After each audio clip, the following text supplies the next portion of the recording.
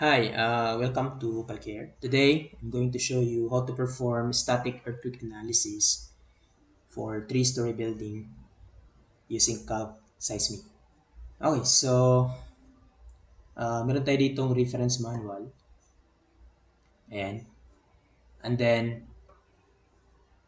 let's look here in table of contents. Ayan. So, diretso na ako dito sa example no, for three-story building. Okay, so yan yung problem. A 10.5 meter story building with an average height of 3.5 meter per floor and a floating embedment depth of 1.5 meter from the natural grade line.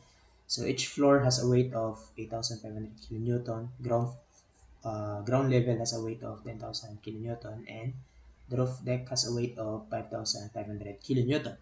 So the building is proposed to be built at Davao City with a zone factor of zero point 0.4 on a very dense soil and soft rock 7.5 km from seismic source A.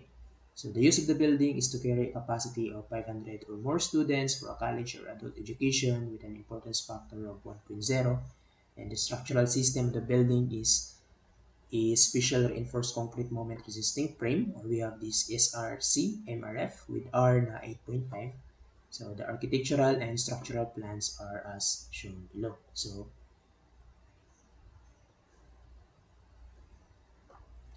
we have here, and so yung type, usage, location, soil type, and distance from seismic source. Okay, so dito din yung mga dimension niya, and 6 meter, 8 meters, and 5 meters, and the rest dito is 6 meters. So yung dead load at each floor level is also tabulated here. And we now ask to perform static earthquake analysis using 2015 NECP code. So this time we'll be using the CALQ Seismic. So let's open the application, and then let's log in. So andito na tayo sa working space ng CALQ Seismic. Okay, so dito sa reference manual, included na din yung conventional na solution. No? So you have this conventional na solution, step by step, and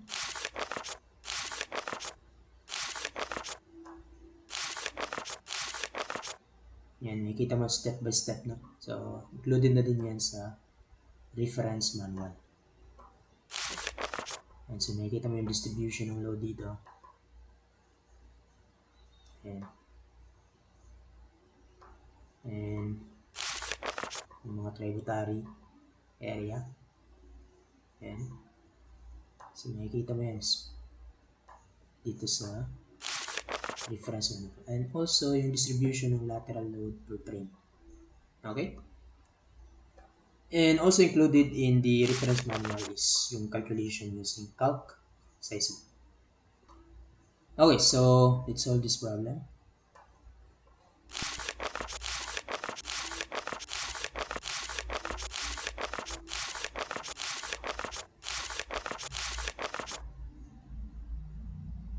And so just click on getting started, and then actually we can load example now, but I want to start from scratch. So let's click these earthquake parameters.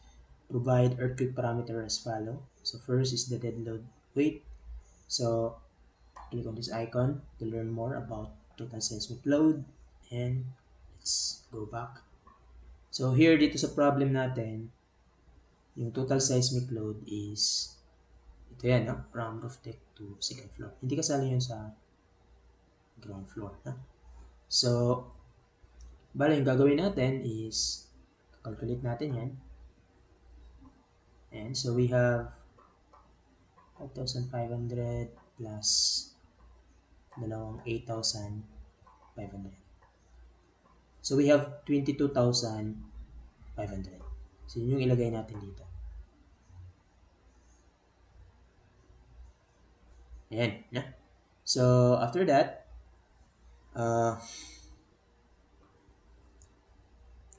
next is itong building height. No? So you can click on this icon to learn more. Input the total building height from the ground surface.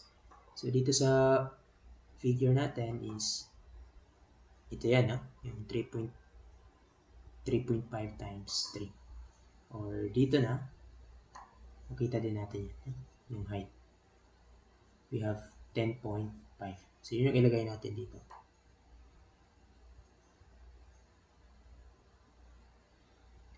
Next is for the importance factor. So, click lang natin to learn more about importance factor. And then we can also view table 281 in the 2015 NECP. And we have here this seismic importance factor.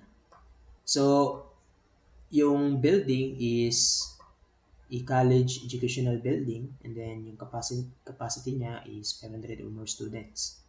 So, kung titignan natin yan, andito yan, no? Ito yan, no?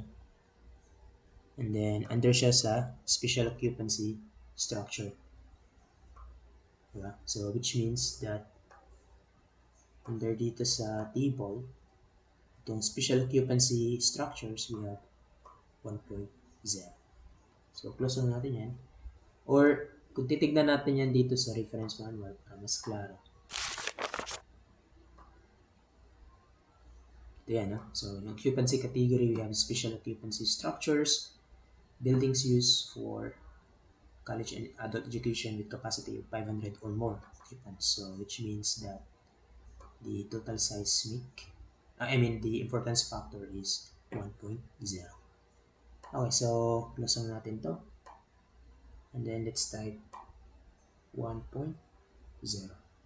So, next is yung zone factor. So, yung zone factor, click lang natin yan to learn more.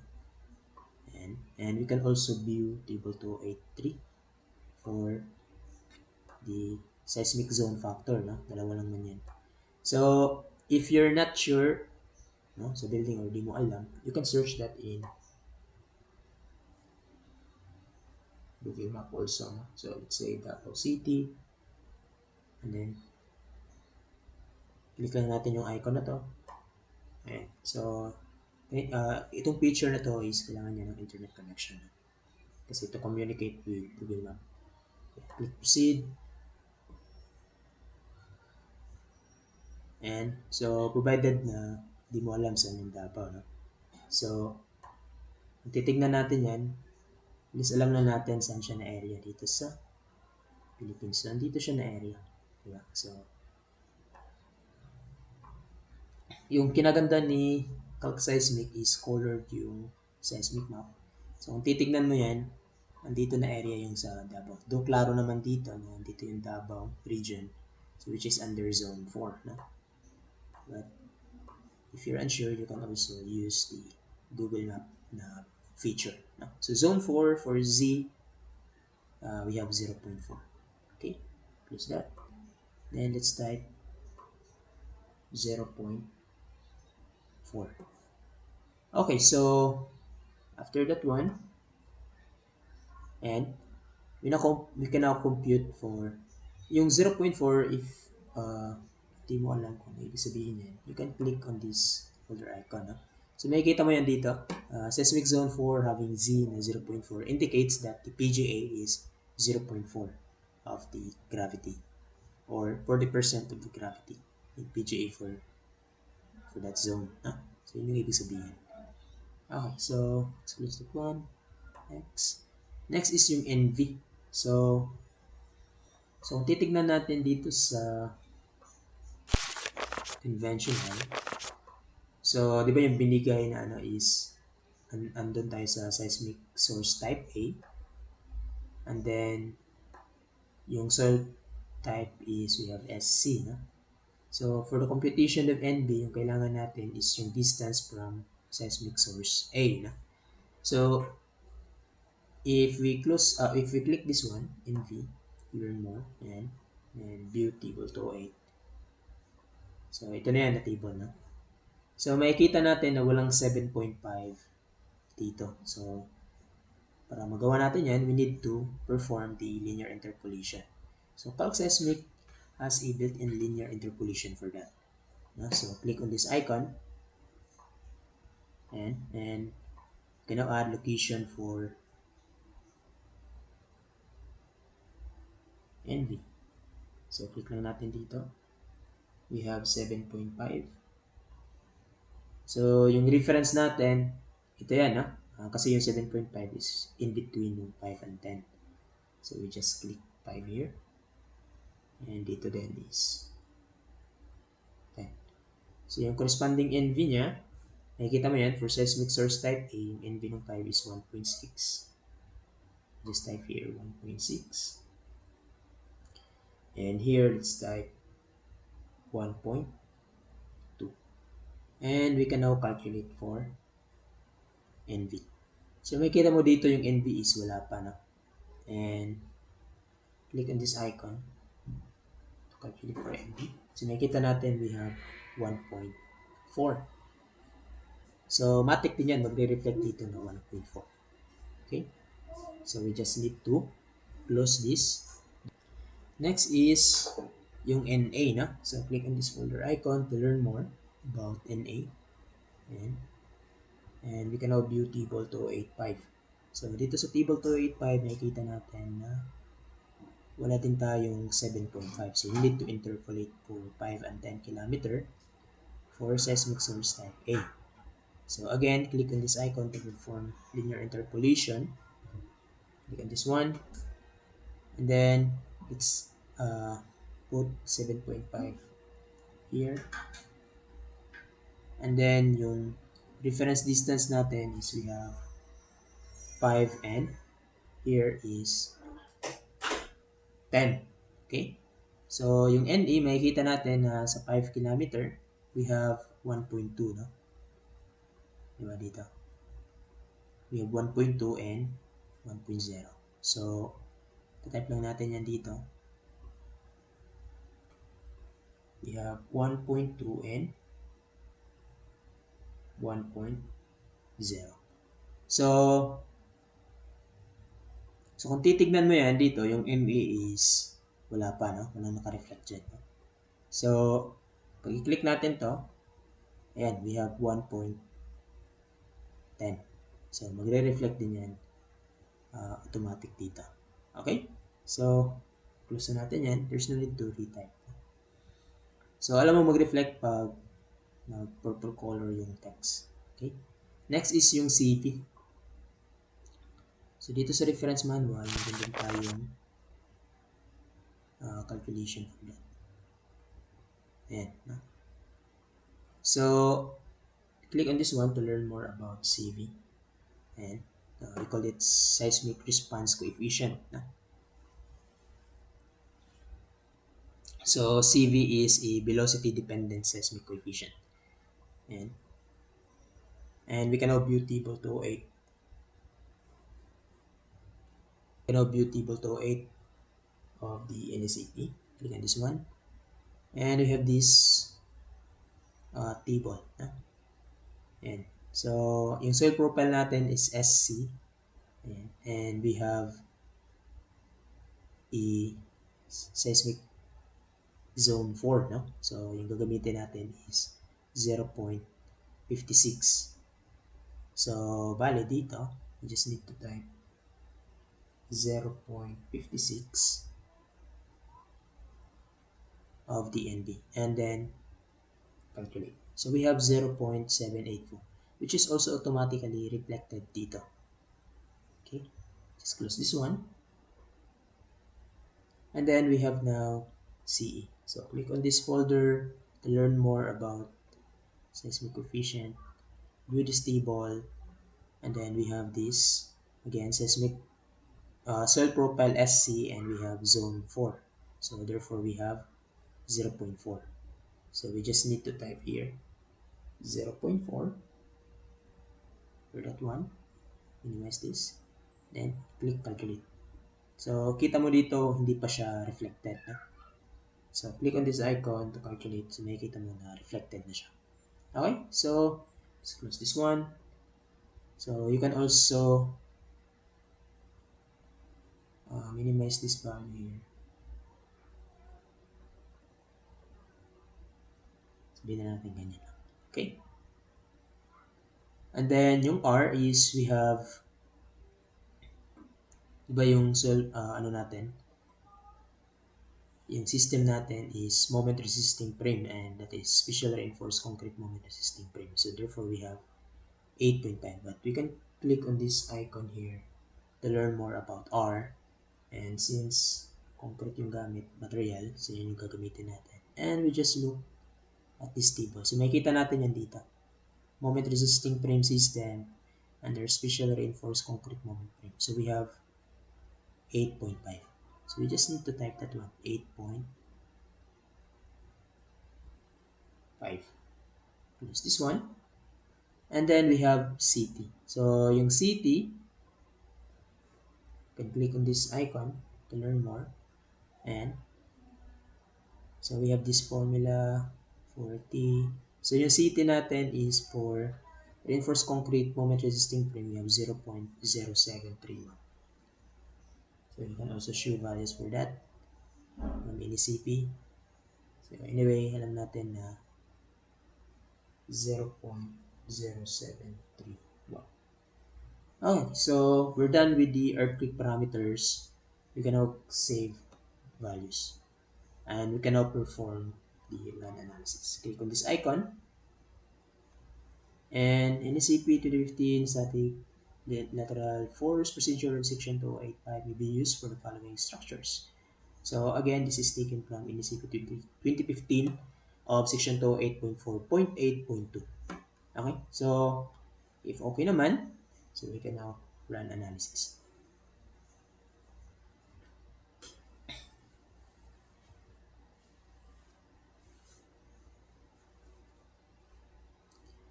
Okay, so yan na, no? So we have the step-by-step calculation based on code. So makikita mo dito sa 2015. And so we have this structure period. And then, ito na, no? We have now the design earthquake-based shear. So kung titignan natin yan sa conventional, yung design-based shear dito is 2911.7647. Okay? So, take note, si CALQ RC beam, take all the decimal places in the calculation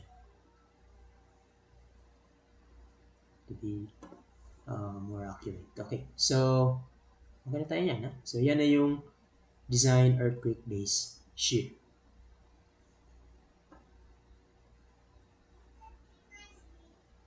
Okay, so yung next natin gagawin is to compute for the vertical distribution of lateral loads per floor level. So, yung gagawin lang natin is i-click lang natin to. Ayan. And ito yung mga earthquake-based shear natin. No? So, nakikita natin dito na yung fundamental period natin is the same. No? So, we have, kung titignan mo yan, 0.4264. 0.4264. So, kakalculate natin yung wave flash force. So, automatic na din yan dito sa NCP. So, click this calculator icon and you will be popped in with the formulas used and the condition in accordance with 2015 na NDCP code. Okay, so click calculate and then yan, 0 yung wave flash force. So, which is also the same dito. We have 0. Okay, so and so ngayon mamimili tayo ng floor level. So, yung floor level is hanggang third floor na yun. No? So, we just need to select. So, we just need to select here. And then, we have third floor level. So, ito na, no? Mag-i-input na tayo dito ng so, makikita natin wala pang calculation. Okay, so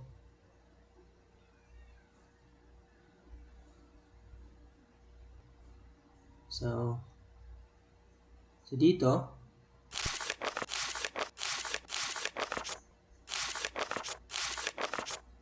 so ito yung ilalagay natin dito. No? So ito. So we have the roof depth, 10.5. And then dito naman we have 7. And then dito we have 3.5. So dito, always 0 to, no? And then, we have 5,500. Here we have 8,500. And then here we have 8,500. So, okay na tayo niyan, ha? So, input na natin yung problem. And then, we have also calculated the lateral load and shear distribution here with flash force. So, I think we're good to go, no? So, we just need to click this one to run analysis again.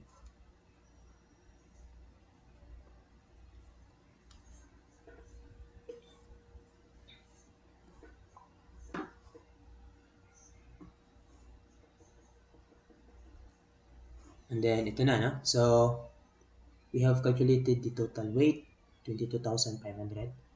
And also yung mga, ayan, yung mga overturning moment natin, no? WH, we have this one. And lateral load, we have also calculated that one. So, dapat yung lateral load is equivalent dun sa base shear, no? Compute na natin yan per floor level and also the shear. Okay? So, dito sa conventional, yan yung concern natin, di ba?